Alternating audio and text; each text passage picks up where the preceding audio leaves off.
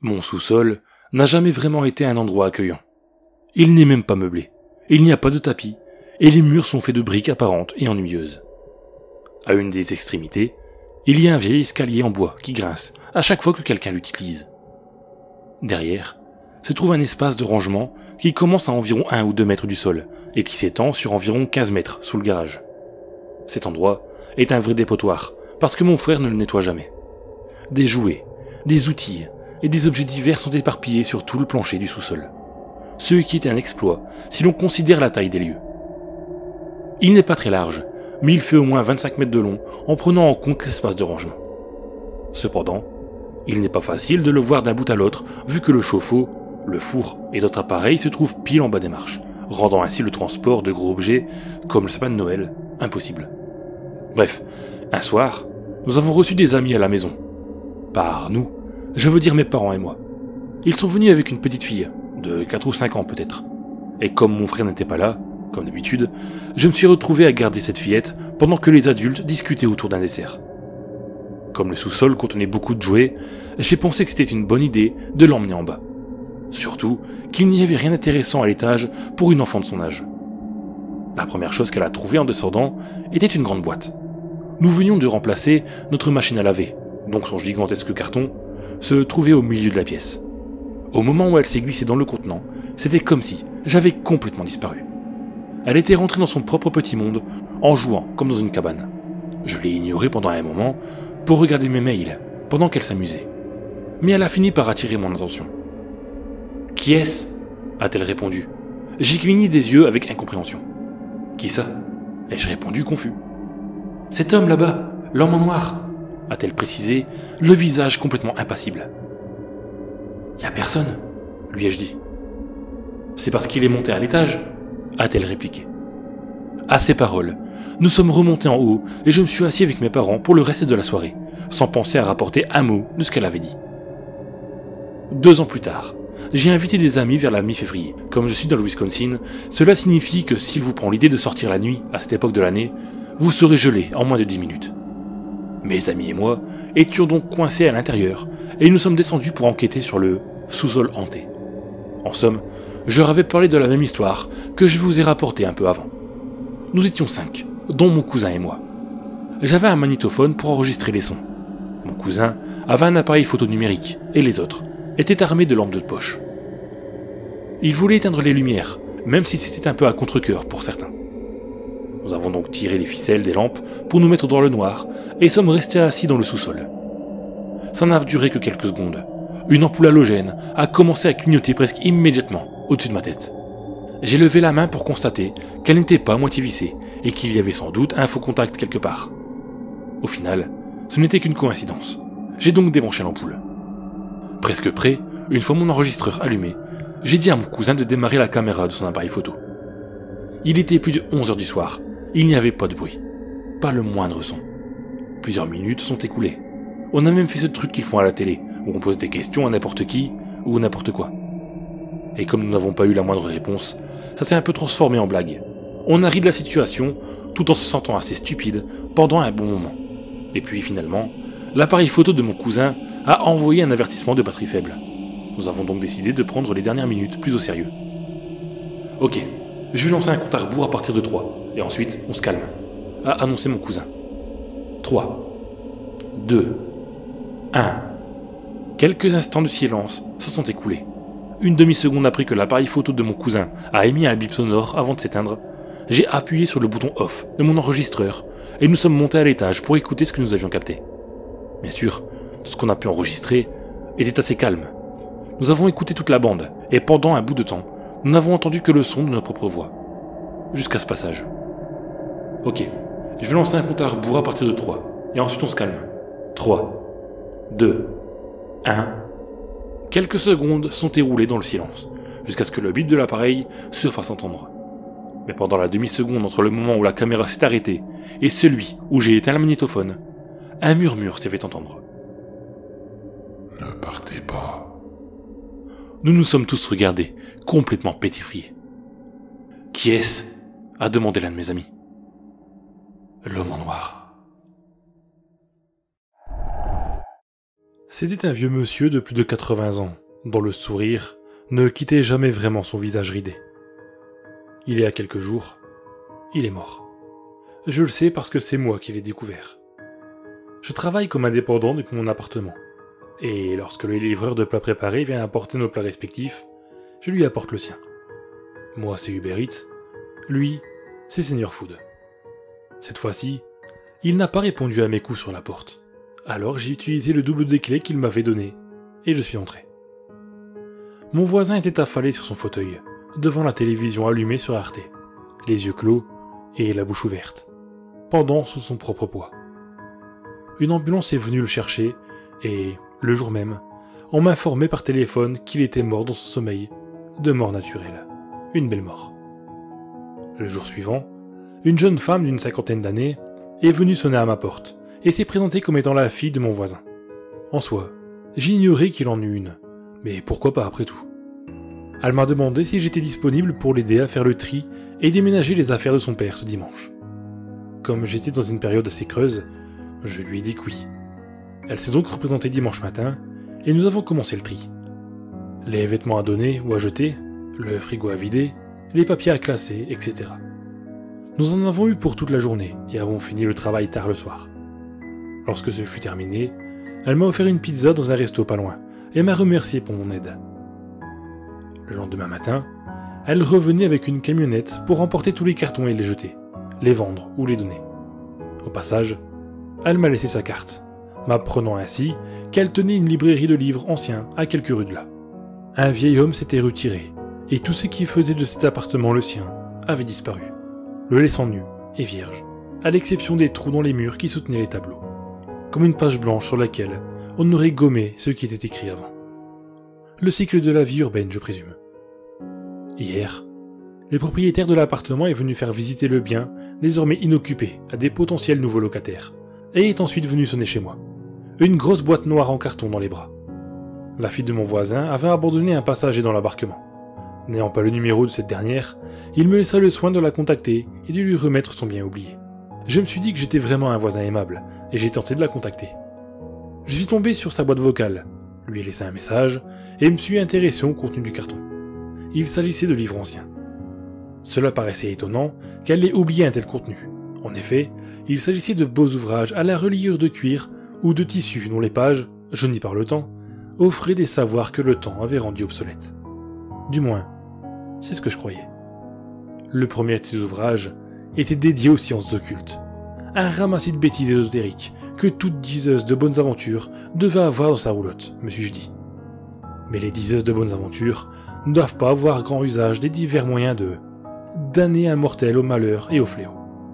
Or, il s'agissait là du premier chapitre de cet ouvrage.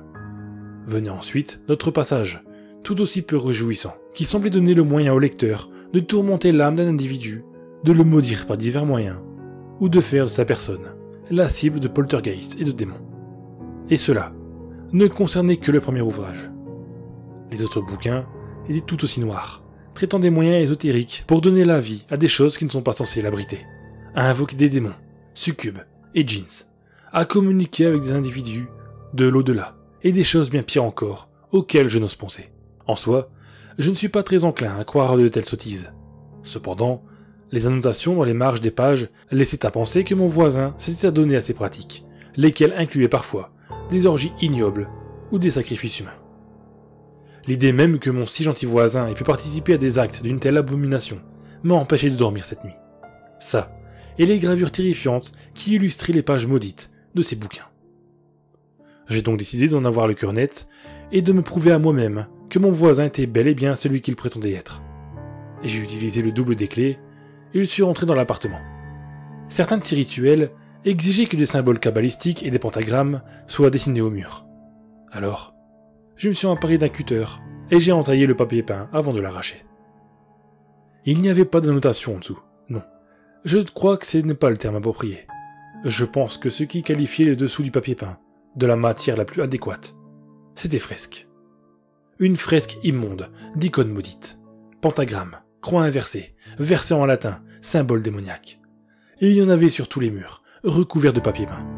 Sous la moquette, Le plancher avait été gravé d'un signe profane et était couvert de taches d'un brun rougeâtre. Le logis de mon voisin n'était pas un appartement. C'était une chapelle pour des messes noires. Un lieu de culte pour d'abominables invocations. J'ignore combien de ces rites avaient été réalisés dans cet appartement, mais il y avait certainement eu de quoi invoquer tout le bestiaire infernal des 3 grandes religions monothéistes. J'ai immédiatement appelé la police et je leur ai fait part de ma découverte. Ils ont quadrillé la zone et ont inspecté les lieux de fond en comble. Je leur ai également donné le nom et l'adresse de la fille de mon voisin. Son nom est inconnu des services de recensement. À l'adresse de sa librairie, il y a un restaurant. Son numéro n'est pas attribué. Ce matin, les flics ont eu fini de récolter tous les indices. Il y aurait de quoi suspecter pas mal de meurtres ou de séances de torture selon eux. Finalement, mon gentil voisin n'était peut-être pas si gentil. En fait, c'était plutôt un monstre. Et s'il s'avère que ces rituels fonctionnent et que les démons, succubes et autres horreurs de l'outre-monde existent bel et bien, alors, je suppose que mon voisin est parti les rejoindre. Les mains au repos étendent mollement les doigts, virilement rafraîchis par la brise sur le sang humide. Ils contemplent toute leur grandeur, toute leur nonchalance, avant d'aisir à nouveau la lame, car l'épaisseur rouge sombre commence à sécher. Il agit nettement, sans bavure ou presque. La blessure est assez large, assez chaude pour être belle, mais délicate et jamais dans l'outrance. Il perfore proprement les plèvres et vise son œuvre agonisante. Il savoure avec satisfaction les longues minutes que le tableau morbide met à suffoquer. Puis, il passe au suivant, car la sculpture est éphémère. Elle a vu faire ainsi le jeune homme, cheveux longs, parasé, très fin, un poète. Il fait le tour de la pièce et constate qu'il n'a plus matière à créer, avant de l'apercevoir, adossé au mur du fond, qui le regarde avec horreur. Elle appelle à l'aide, mais nul ne l'entend.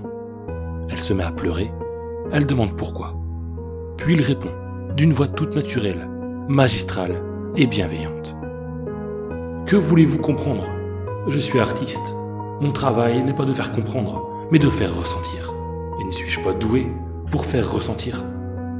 Et sur ces mots, il fiche sa lame entre 2 côtes et élargit la plaie dans un bruit de tissu qu'on déchire.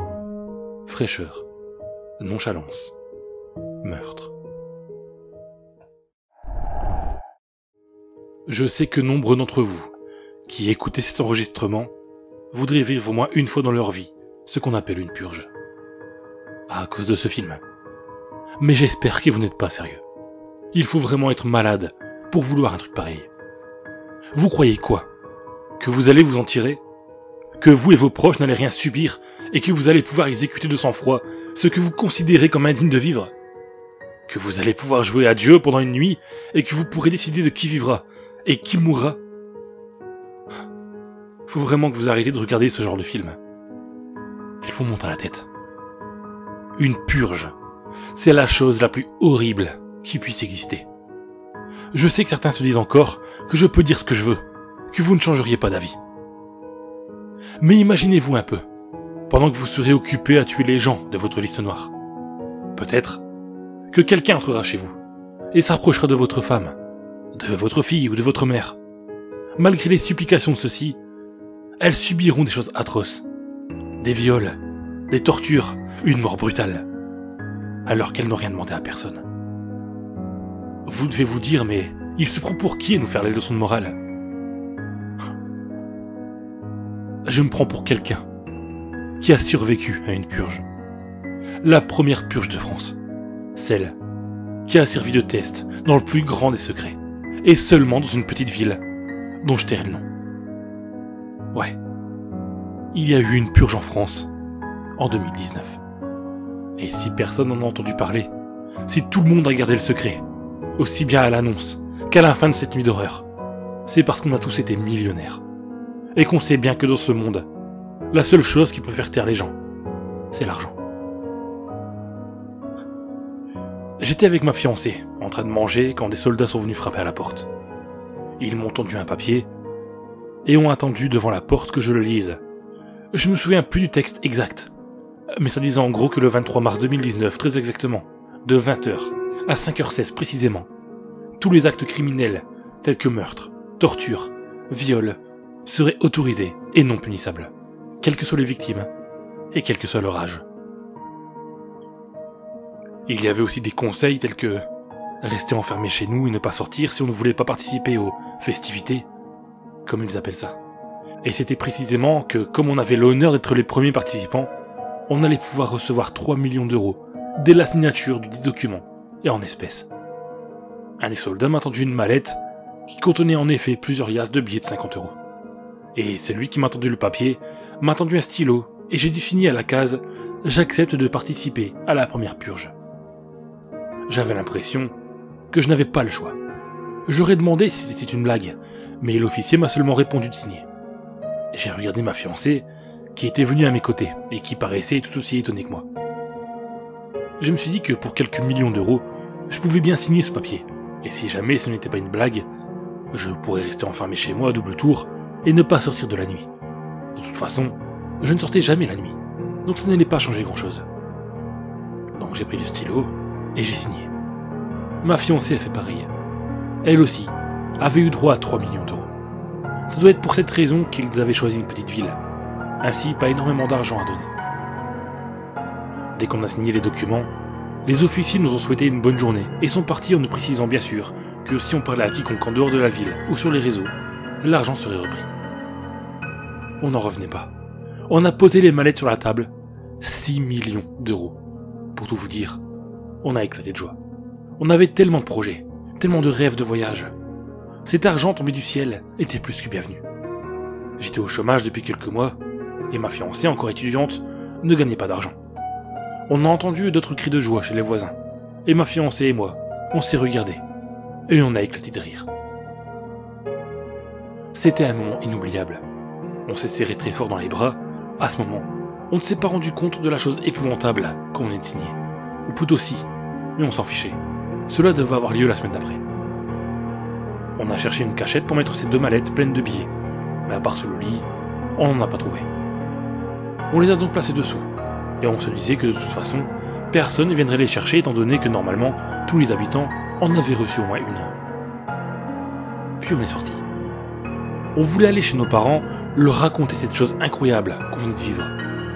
Dehors, il y avait plein de gens qui sautaient de joie, d'autres qui étaient terrifiés et amenés par les soldats, la tête en sang.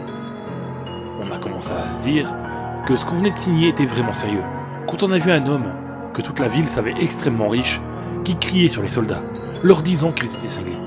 L'un d'eux a pris son fusil et lui en a donné un coup de crosse sur le crâne. L'homme s'est effondré à la tête en sang, puis les soldats l'ont traîné jusqu'à leur camion, garé devant sa maison. Sa femme, qui hurlait et les suppliait de le laisser, a été saisie par 2 autres soldats et traînée de force elle aussi, dans le camion. Beaucoup de personnes ont assisté à cette scène, et on s'est tous regardés. On savait maintenant que la nuit du 23 mars allait être une nuit épouvantable, car c'était du sérieux. Lydia, ma fiancée, m'a regardé, et je pouvais voir de la peur dans ses yeux. Elle s'est approchée de mon oreille et m'a dit « On n'a qu'à partir, on a plein d'argent. On part maintenant et on s'installe ailleurs tout de suite. » J'ai trouvé l'idée plutôt bonne, et je lui ai dit de rentrer et qu'on allait faire nos valises. Et c'est ce qu'on a fait. 10 minutes après, nos affaires étaient prêtes et installées dans le coffre de la voiture, avec les mallettes d'argent. Apparemment, on n'était pas les seuls. Alors qu'on conduisait vers la sortie de la ville, suivi par plein d'autres voisins, on a remarqué que la ville était encerclée par l'armée. On ne pouvait ni sortir, ni entrer dans la ville. On était enfermés. Lydia a commencé à paniquer, se disait que c'était impossible, qu'il n'avait pas le droit de faire ça. Mais je lui ai rappelé ce qu'on venait de signer, et elle s'est mise à pleurer, et a sorti son téléphone portable. Je me suis garé sur le bas-côté, prêt à faire demi-tour. Regardant les habitants, on essaie de convaincre les soldats de les laisser sortir. Lydia s'est mise à pleurer, son téléphone à l'oreille. Je lui ai demandé ce qu'il y avait, et elle m'a dit qu'ils avaient coupé les liaisons. On n'avait plus le téléphone, ni internet. J'étais abasourdi. J'ai sorti mon téléphone, ça ne pouvait pas être vrai. Comment aurait-il fait? Mais elle avait raison. Aucune connexion à internet n'était possible, et mes appels étaient bloqués. Alors que j'étais sous le choc, on a entendu un coup de feu. Devant nous, un homme de 30aine d'années venait de se faire abattre par le soldat, parce qu'il essayait de forcer le barrage. Tout le monde a hurlé, et se sont mis à courir dans tous les sens. Mais les soldats ont tiré en l'air, et une voix s'est fait entendre dans les haut-parleurs de la ville. La voix nous disait de nous calmer, de rentrer chez nous, que la ville était confinée, jusqu'à la fin des festivités le 24 mars à 5h16. Qu'aucun contact vers l'extérieur de la ville n'était possible. Ils ont précisé que les commerces seront approvisionnés par l'armée, que les banques seront gérées par l'armée, et que les enfants et les personnes travaillant ou allant à l'école à l'extérieur de la ville ne seront pas sanctionnés pour leurs absences, qu'ils avaient déjà contacté les écoles et le travail de chaque personne concernée, et que les soins seront effectués par les médecins de l'armée. Ils avaient tout prévu. C'était incroyable. Et personne ne s'en était rendu compte. Ou alors, ils avaient tous été payés comme nous, pour leur silence. Les gens ne disaient plus rien. Ils étaient tous abasourdis, comme Lydia et moi. J'ai passé le reste de la semaine enfermé chez moi. Avec Lydia, on ne se parlait presque pas. On s'est enfermé et on s'est fait le plus discret possible. Puis est venu ce fameux jour du 23 mars. Toute cette journée a été incroyablement calme. D'habitude, on entendait des voitures, des gens parler. Là, rien du tout. Lydia ne faisait que pleurer. Elle disait qu'elle allait mourir, qu'elle en était certaine. J'étais à ses côtés, à essayer de la rassurer le plus possible, lui disant qu'elle ne risquait rien avec moi, que je ferais tout pour que personne ne la touche. Elle s'est sentie un peu rassurée, et m'a serré dans ses bras, me disant qu'elle aussi ferait tout pour me protéger. Puis, 20h est venue, et la ville a fait comme dans le film. La sirène d'alarme de la ville a retenti, et une voix dans le haut-parleur a rappelé les règles des festivités. Et ça a coupé, après nous avoir souhaité une bonne chance. 2 minutes après, on a entendu des coups de feu et des gens rire dehors. Chez nos voisins aussi, il y avait des cris, des bruits de vaisselle cassée. C'était impressionnant. Lydia se bouchait les oreilles avec ses mains et pleurait. Je me suis approché d'elle et je l'ai serrée dans mes bras, lui disant que j'avais une idée d'où aller pour être en sécurité. Elle m'a regardé, puis m'a dit de ne pas bouger, qu'on allait se faire tuer si on bougeait d'ici. Je lui ai pris son joli visage entre les mains. Je lui ai déposé un baiser sur le front et je lui ai dit que si des gens nous en voulaient particulièrement, ils savaient où nous trouver. Elle m'a dit que personne nous en voulait, et je lui ai répondu qu'on ne savait jamais vraiment ce que nos proches pensaient réellement de nous, qu'il valait mieux fuir et que je savais où personne ne nous trouverait. Au même moment, quelqu'un a fracassé la porte de chez nos voisins, et des cris et des coups de feu ont retenti. Lydia a changé d'avis en quelques secondes, elle a pris un couteau pour se protéger, et moi, j'ai pris une batte de baseball que j'avais achetée spécialement pour cette soirée, au cas où. J'ai ouvert doucement la porte de l'appartement, et j'ai jeté un coup d'œil dehors. Il n'y avait personne dans les couloirs. Les gens d'à côté continuaient de se battre. J'ai dit à Lydia de se dépêcher, de sortir avant qu'on se fasse voir. Elle s'est accrochée à mon bras, et j'ai ouvert doucement la porte, puis nous sommes partis dans le parking très discrètement. Il y avait des groupes de gens masqués qui marchaient dans la rue, tenant des torches enflammées. Certains avaient des arcs, d'autres des fusils, d'autres encore des lances que je suppose ils avaient fabriquées eux-mêmes. Ma fiancée m'a serré le bras, personne ne nous avait vus. On est vite monté dans la voiture. J'ai démarré le moteur, et quand les phares sont allumés, ça a éclairé une bande de personnes déguisées en lapins, plein de sang, et très dérangeants. Leurs costumes étaient tout droit sortis d'un film d'horreur.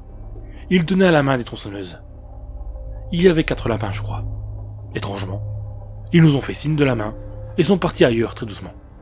Lydia était toute tremblante, et son jean avait une tache sombre qui s'élargissait sur ses jambes. Elle pleurait de honte. On n'a pas parlé de ça, et j'ai fait semblant de n'avoir rien remarqué. J'ai éteint les phares, et j'ai commencé à rouler doucement, pour essayer de se faire remarquer le moins possible. Sur la route, on voyait des gens se faire massacrer à coups de hache, d'autres se faire exécuter par balle.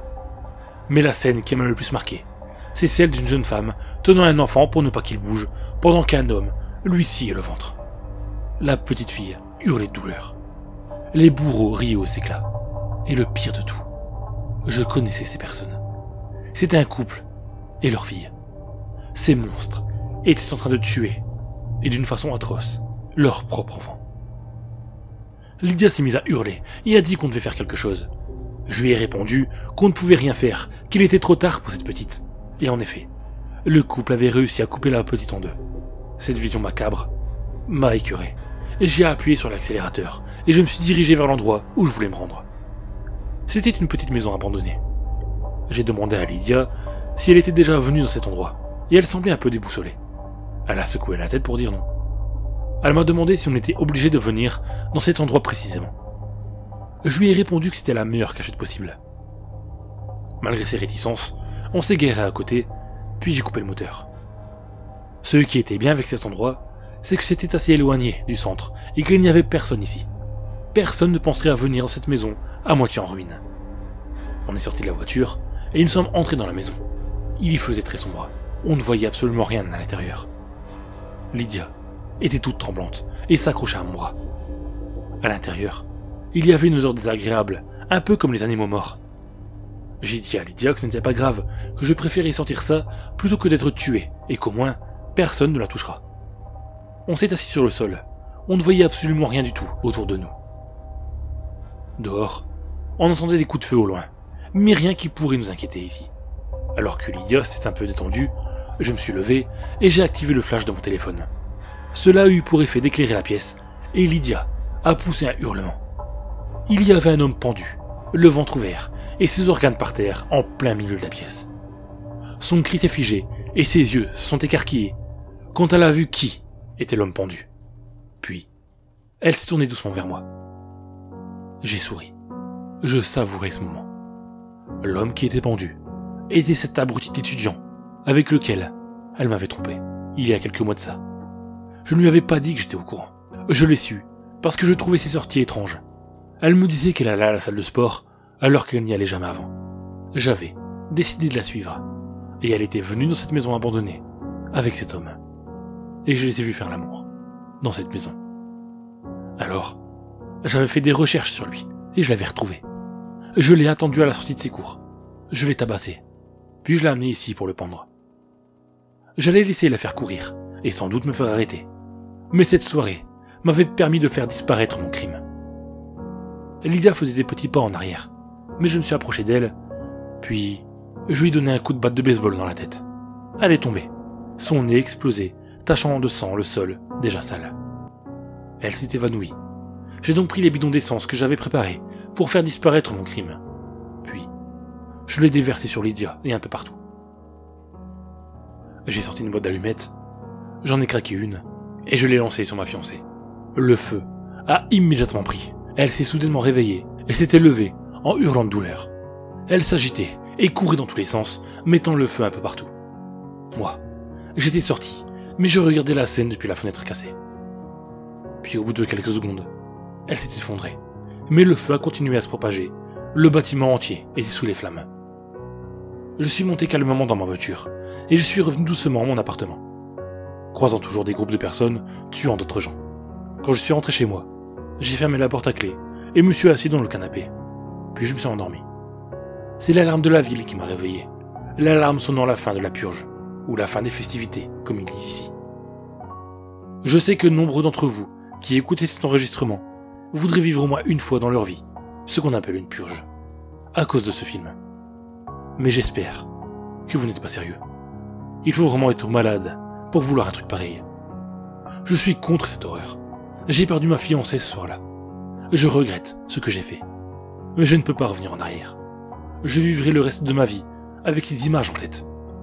Je n'ai pas de leçon de morale à faire parce que j'avais tué un homme avant la purge et que cette soirée m'a permis de ne pas en payer le prix devant la justice. Mais je sais que j'en paierai le prix une fois que je serai mort. Il y avait ce mec dans ma classe, Victor. C'était mon pote. Il était un peu bizarre, Victor, mais je l'aimais bien. Je crois que j'étais son seul ami d'ailleurs. Il faisait un peu tâche dans notre collège privé. Il fumait de la drogue à la sortie des cours, ne parlait pas au professeur, et on ne voyait jamais sa famille. Mais il était sympa. Il me laissait essayer son vélo tout-terrain. Il me lisait les poèmes qu'il écrivait. On parlait des filles. Bref, c'était cool avec lui, quoi. Je crois que les gens ne venaient pas lui parler à cause de sa manie de jamais enlever ses écouteurs. Sérieux, il passait son temps avec sa musique vissée aux oreilles, même en cours, cachée dans sa manche. C'était assez perturbant, car il ne les enlevait même pas pour me parler.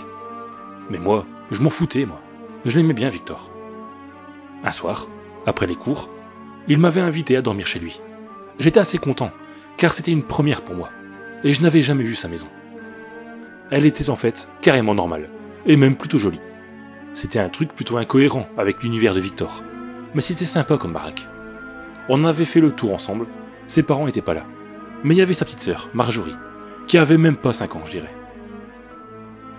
Elle ressemblait un peu à Victor, très timide et les yeux dans le vide. Elle ne m'avait même pas dit bonjour. On s'était endormi dans sa chambre, qui, elle, paraissait bien plus en accord avec sa personnalité. À un moment de la nuit, Victor était sorti de la chambre et m'avait réveillé. Il n'avait rien remarqué, alors j'avais pris son téléphone. Histoire de résoudre une question qui me taraudait depuis que je l'avais rencontré pour la première fois. La musique qu'il y avait dans ses écouteurs toute la journée. Le premier truc bizarre, c'était le titre des morceaux. Il y en avait une petite centaine. Elle durait entre 5 et 10 minutes. Mais aucune mention de l'artiste. Ça ressemblait à ça. Record 65, Record 66, Marjorie 03, Marjorie 04. Je voyais pas ce que sa petite sœur avait à faire là-dedans, mais j'ai quand même écouté du coup, par curiosité. C'était pas de la musique, c'était des cris, des supplications, des pleurs, des centaines de cris enregistrés et sauvegardés sur son téléphone. C'était ça qu'écoutait en boucle Victor toute la journée. J'ai jamais autant flippé de ma vie. Les cris provenaient tous de la même voix, enfantine et féminine. On aurait dit celle de sa petite sœur. Je me suis enfui en courant de chez lui avant qu'il ne revienne. Le lendemain, j'étais revenu en cours, encore peu sûr de ce que j'avais vécu. Victor était là aussi. Il n'était pas venu me parler, et moi non plus. Il est resté à sa place habituelle, en écoutant sa musique, les yeux dans le vide. Pourtant, je l'aimais bien moi, Victor.